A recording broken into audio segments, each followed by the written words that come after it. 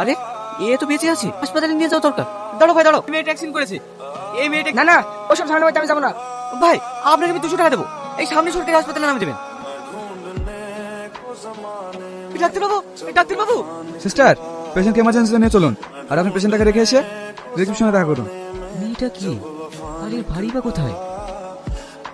Hello, কে আপনি? আমার মেয়ের ফোন আপনার কাছে? এটা আপনার মেয়ে? আপনার মেয়ের অ্যাক্সিডেন্ট হয়েছে। কোথায় আছে আমার মেয়ে? পাটিকা বাড়ি সরকারি হসপিটালে। ডাক্তারবাবু, আমার মেয়ে কোথায় আছে? শ্রাবণী তাহলে আপনার মেয়ে? ও কোথায় আছে? দেখুন ভিতরে আছে। মা, তুই ভালো আছিস তো? আমি এখন ঠিক আছি। নার্স, আমার মেয়েকে কে ভর্তি করেছে এখানে?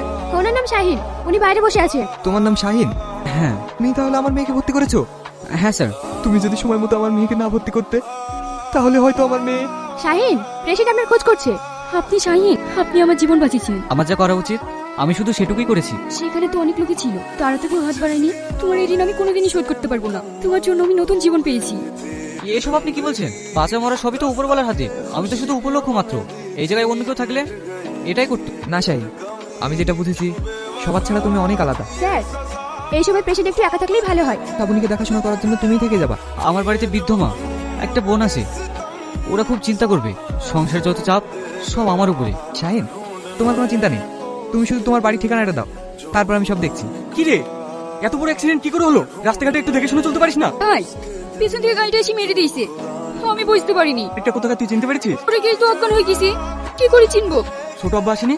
আব্বু তো সারা রাতে ছিল, সকালে বাড়ি গেল। তাহলে এখন কে থাকবে? জানি না। ঠিক আছে, এই ফলগুলো অবশ্যই খেয়ে নিবি। দাদা, এই শালা দিদিমণিকে বাঁচিয়েছে, একবার হুকুম দিন, শালাকে এখানেই খালাস করে দেবো। থাম, শ্রাবণীকে যে আমি মারতে পাঠিয়েছিলাম সেটা এখানেই জানাজানি হয়ে যাবে। আমি চাই সাপও মরবে আর লাঠিও ভাঙবে না। তুমি এত দেরি করে আসতো? আমি তোমার জন্য পথ চেয়ে বসে আছি, যে আসতে বাধ্য এমন কিছু না। তোমার সাথে কথা বলতে ইচ্ছে করছে তো তাই। আমার সাথে কেন ম্যাডাম? জানি না, আমি কিচ্ছু জানি না।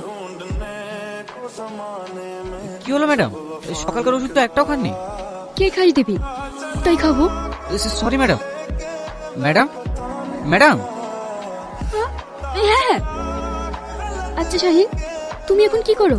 ম্যাডাম, আমি গরিব মানুষ, মাঠে ঘাটে কাজ করি। তুমি যখন খাটো। তা না হলে খাবো কি? বাড়িতে মা বোনের পড়াশোনার খরচা সবই তো আমাকে চালাতে হয়, বুঝতেই তো পারছেন। না খাটলে চলবে? একটা যদি কাজ পেতাম। তোমার একটা কাজের খুব প্রয়োজন তাই না? হ্যাঁ ম্যাডাম। তুমি ঠিক পেয়ে যাবে। আজকে আমার ছুটি হবে, এটা জানো তো? ছুটির কাজ কমপ্লিট করে তো এলাম, আপনার ছুটি হয়ে গেছে। তাই আমাদের বাড়ি যাবে তো তুমি? সরি ম্যাডাম, এই মুহূর্তে যেতে পারছি না, একটা কাজের কথা দিয়েছি তো সেখানে যেতে হবে।